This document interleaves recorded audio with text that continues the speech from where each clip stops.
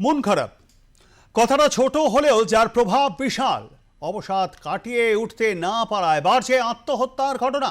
দীর্ঘদিনের অবসাদকে অবহেলা করবেন না, দরকার পড়লে হোমিওপ্যাথির সাহায্য নিন। নিজেকে ও পরিবারকে সুরক্ষিত রাখুন, পরামর্শ আন্তর্জাতিক খ্যাতি সম্পন্ন হোমিওপ্যাথি চিকিৎসক প্রকাশ মল্লিকের।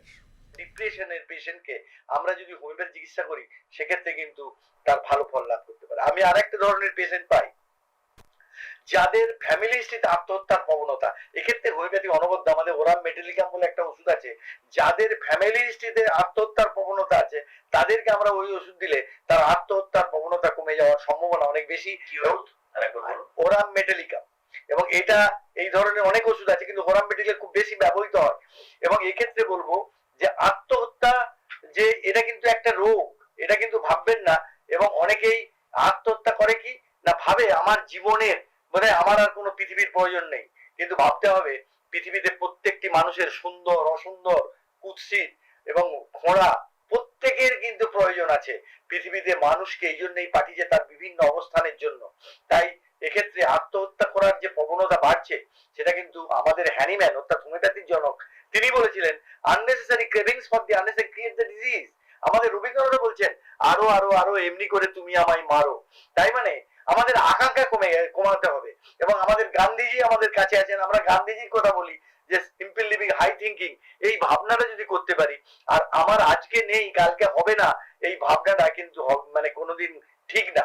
তাই আমরা আমাদের সমস্ত ক্রাইসিস কাটিয়ে, এবং আমি ব্যক্তিগতভাবে বলি যে আমি কখনো হারি বা জিতি, মানে আমি হারলেও জিতি কারণ আমি কিছু শিখি।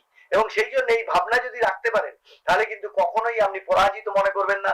আর পরাজয় যদি মাঝে মাঝে আসে সেটা জয়ের থেকে বেশি পরাজয় থেকে শিক্ষা নেই। সেই ভাবনাই যদি আমাদের সব ছাত্রছাত্রী রুগীদেরকে মানুষকে বোঝানো যায় যে আমার কোনোদিন আমার প্রয়োজন কোনোদিন পৃথিবীতে পড়ায় না, আমি যতদিন বাঁচবো ততদিন পৃথিবীতে আমার প্রয়োজন আছে, তাহলে আমি আর মরবো না।